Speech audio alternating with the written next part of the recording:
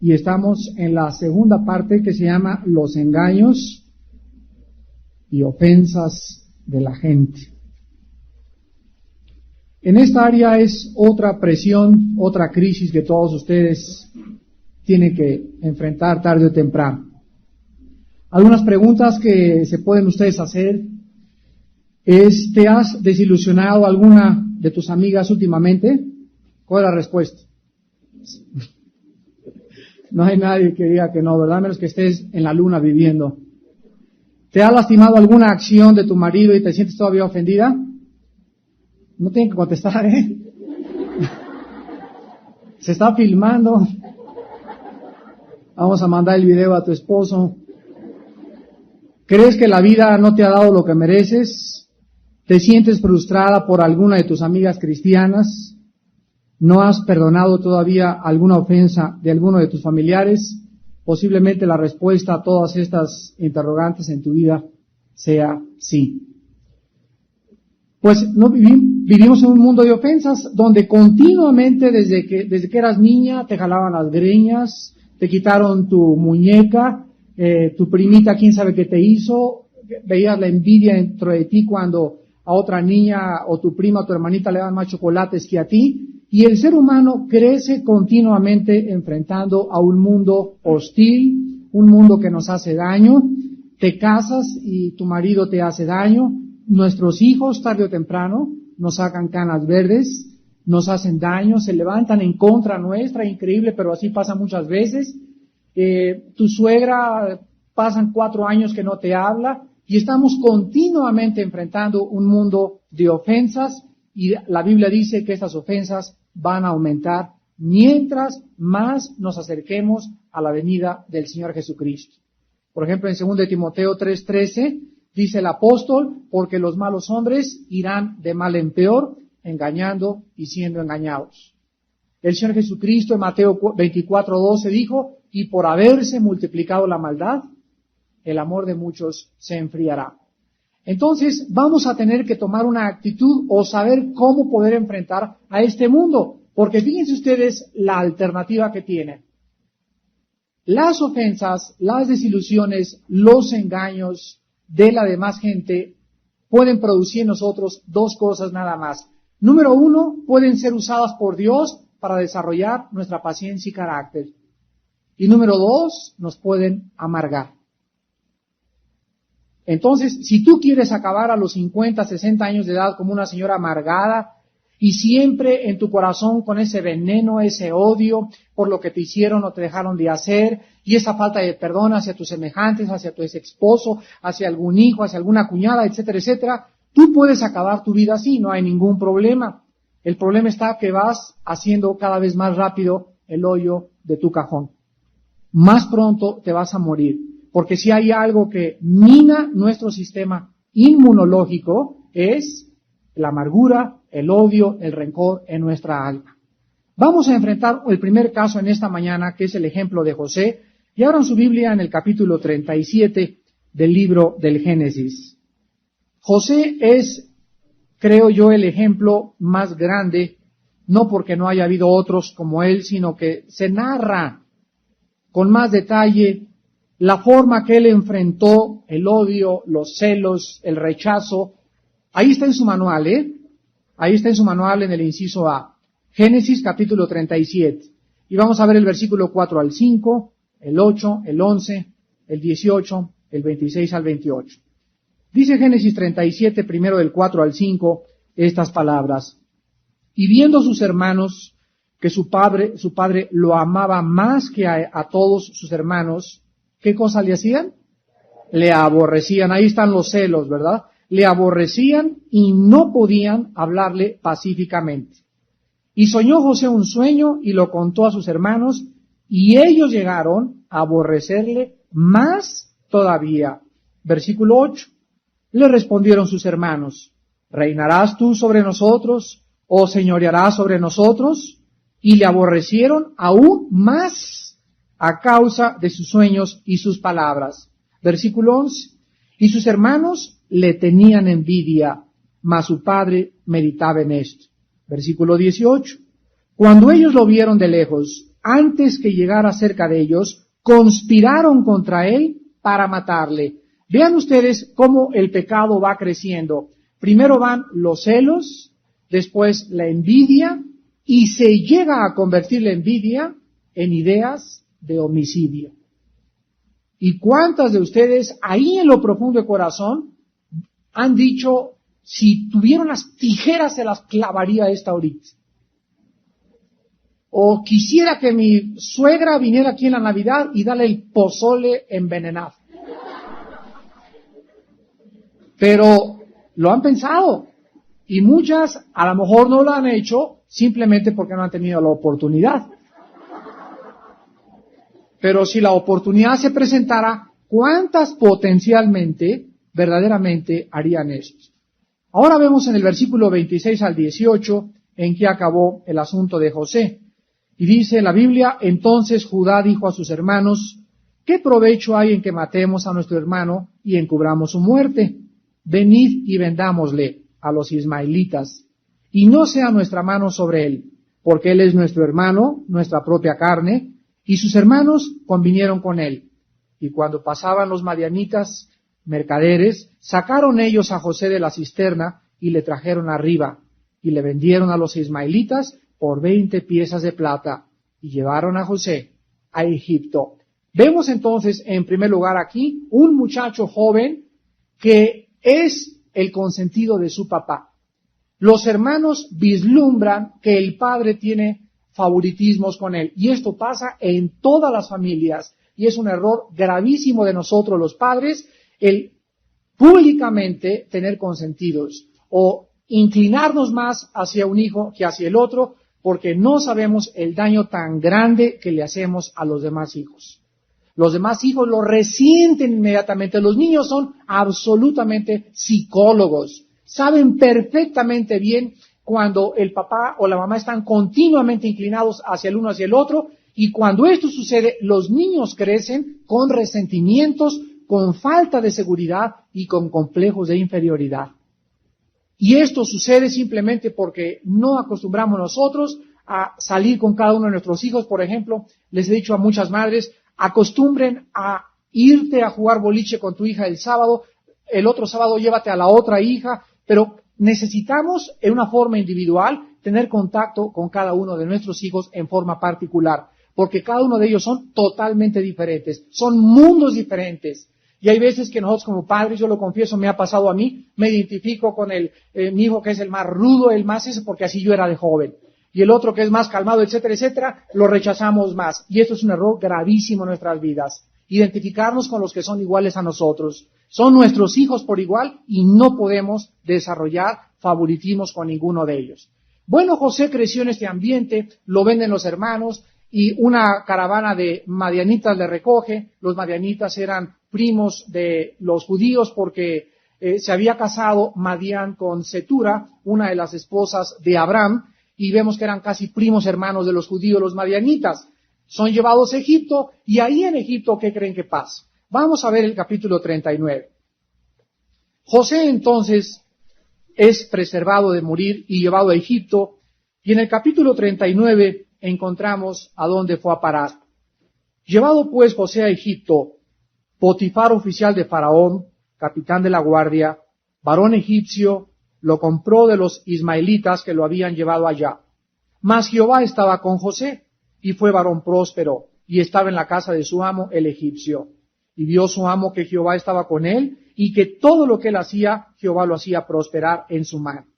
Así halló José gracia en sus ojos y le servía, y él le hizo mayordomo de su casa, y entregó en su poder todo lo que tenía. Versículo 7. Y aconteció después de esto que la mujer de su amo puso sus ojos en José, y dijo, duerme conmigo. Y él no quiso, y dijo a la mujer de su amo, he aquí que mi señor no se preocupa conmigo de lo que hay en casa, y ha puesto en mi mano todo lo que tiene.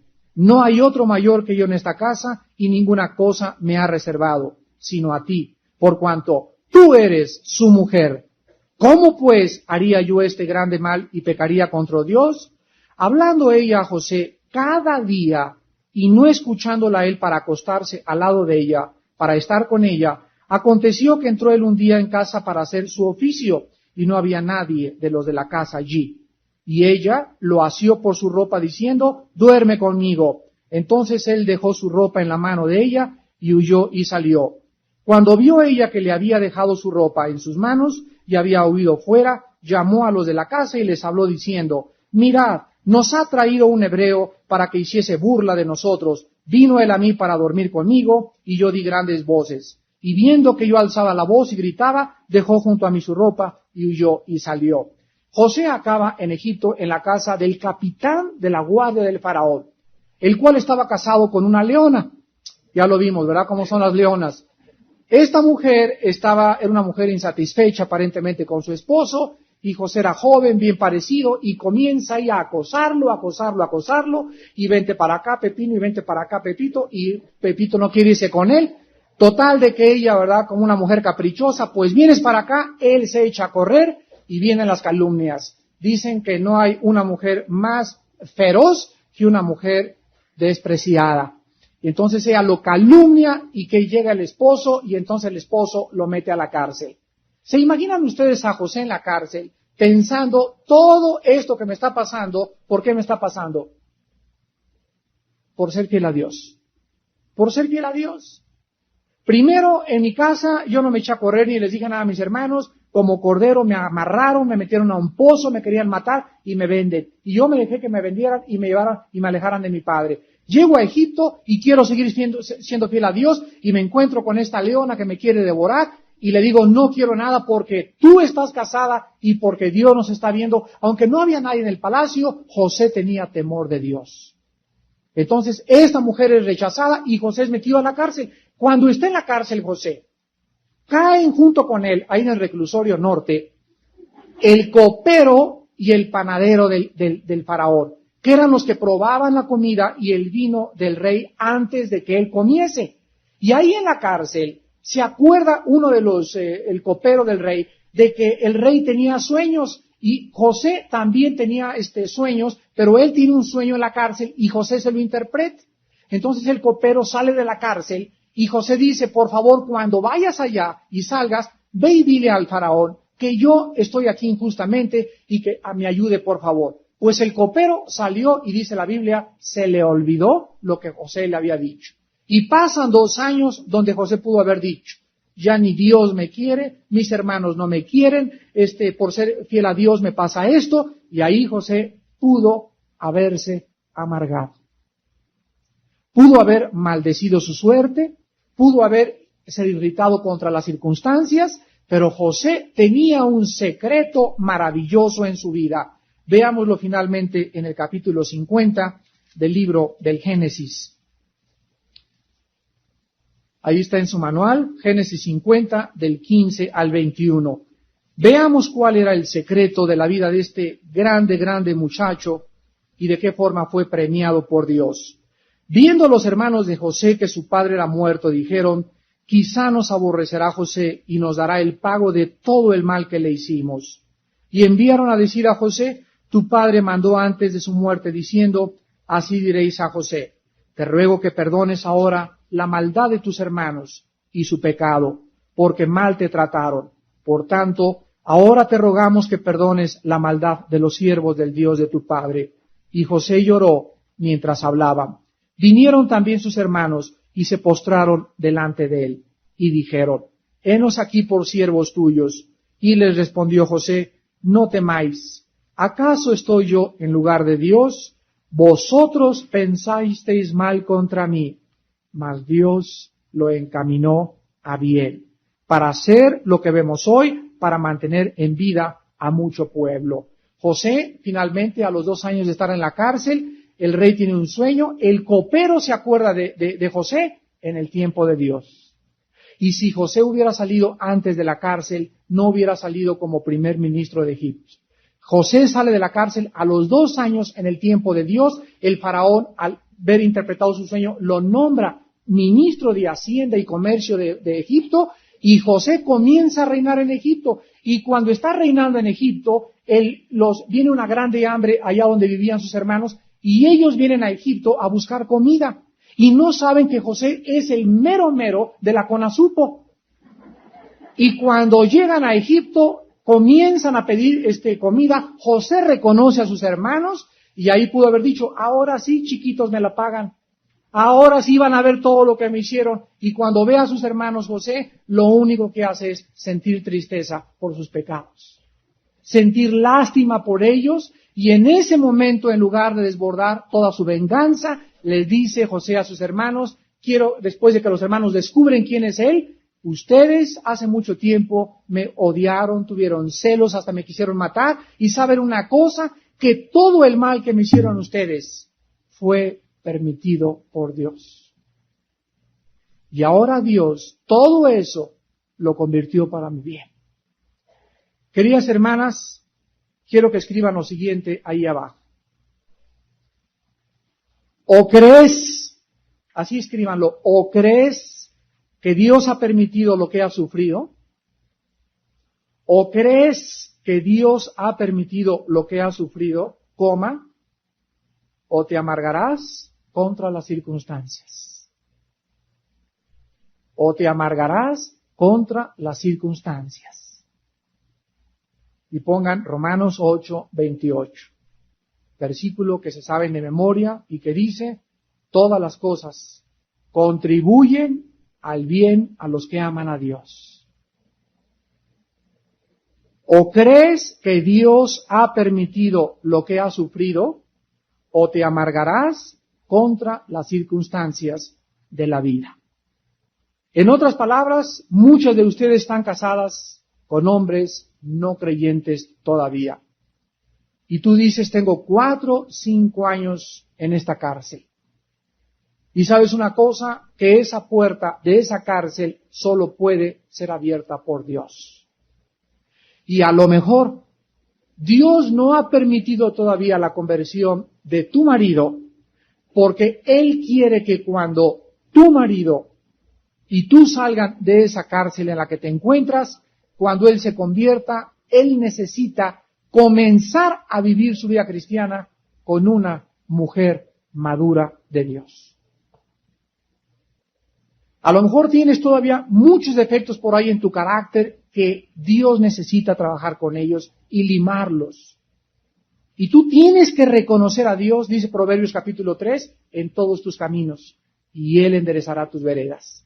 Pero tú no puedes seguir viviendo y seguir lamentándote de que yo soy así porque mi mamá fue una prostituta, o mi papá era un hombre frío que nunca me dio cariño, y soy frígida por esto, y soy así por esto, y vivimos igual que Adán y Eva, echándole la culpa a los demás.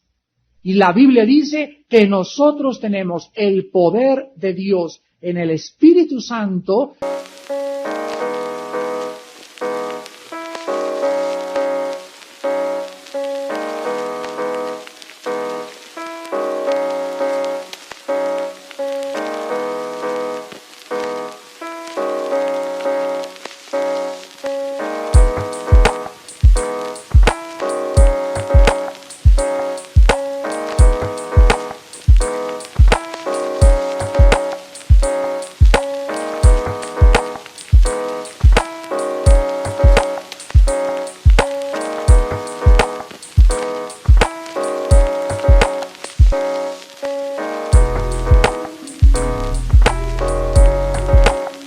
para vencer cualquier trauma, prejuicio o daño que nos hayan hecho X persona en nuestro pasado.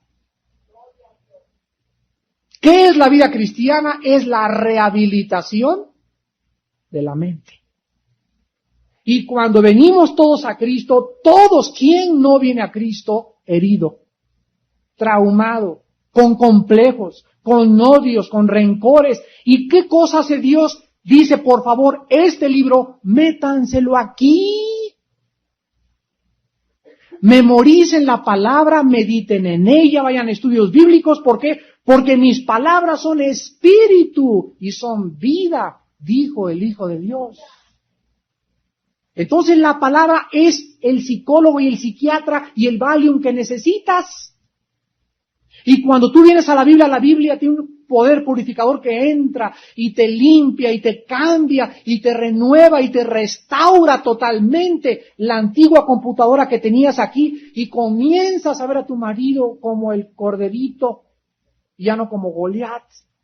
Comienzas a ver a los que te hicieron mal como instrumentos de Dios y comienzas a ver al mundo que nos quiere hacer daño como un mundo necesitado, que necesita a Cristo, por eso son como son. Pero es la única alternativa que tienes. Ahora veamos algunas razones por las cuales Dios permite problemas en tu vida.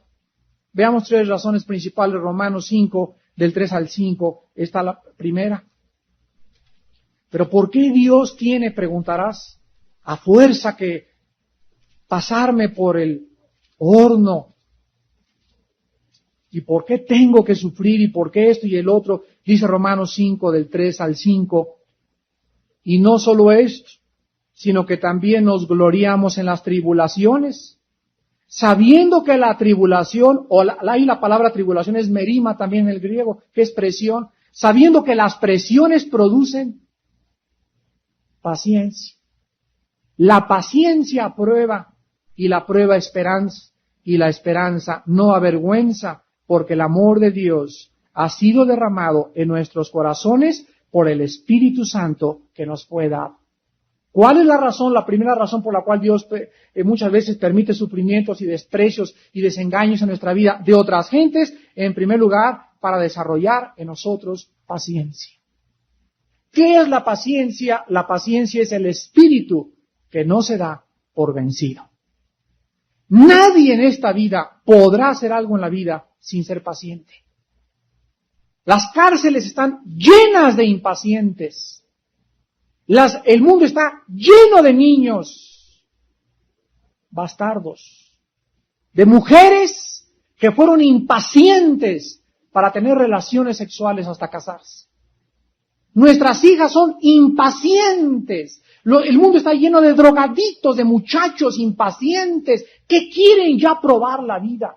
Quieren saber de todo, quieren saber del sexo, quieren saber de las drogas, quieren saber del alcohol. El mundo es un mundo impaciente y no se puede, dice la Biblia, vivir sin esperar el tiempo de Dios. La paciencia solo se desarrolla a través de los problemas, cuando tienes a Cristo. Porque si no tienes a Cristo y tienes problemas, no es posible que el problema te sirva. Los problemas le sirven nada más a las hijas de Dios. Vean ahora 2 Corintios capítulo 1, versículo del 3 al 5.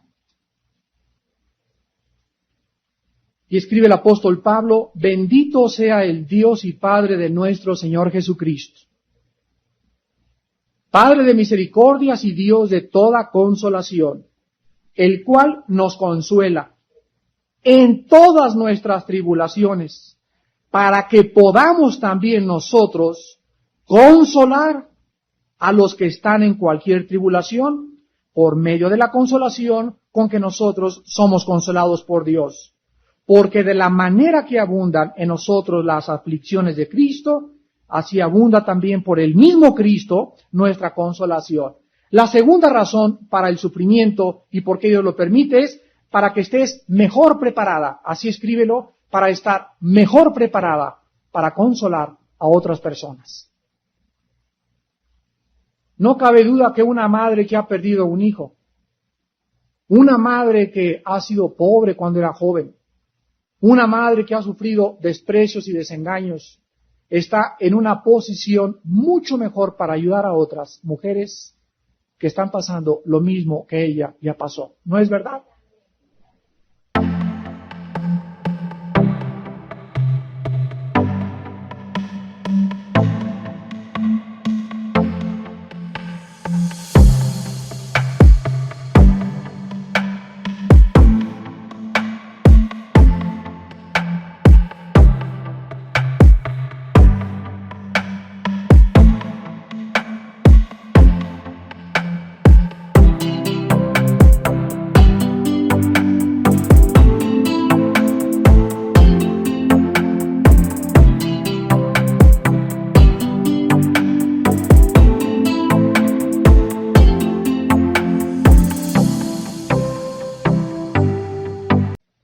¿Cuántas veces hay enfermos en los hospitales que se están muriendo y quejándose de su mala suerte en la vida? Y de repente entra al hospital una mujer en silla de ruedas y le dice, yo estoy peor que tú. Y sabes una cosa, que tengo el gozo de Dios y la paz de Dios. Y ese enfermo, al ver a esa persona, en ese momento se compara con esa persona y dice, ah caray, sí es cierto, ella está peor que yo. Y vemos eso continuamente en la vida, y Dios está usando a muchas gentes para llevarles consuelo a otras gentes que creen que están pasando algo peor, que no han pasado, cuando ven a otra gente que ha pasado lo peor que ellas.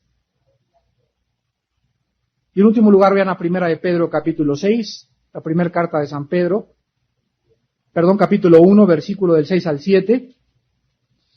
Y dice el apóstol Pedro en su primera carta, en el capítulo 1, del 6 al 7, en lo cual vosotros os alegráis, aunque ahora por un poco de tiempo.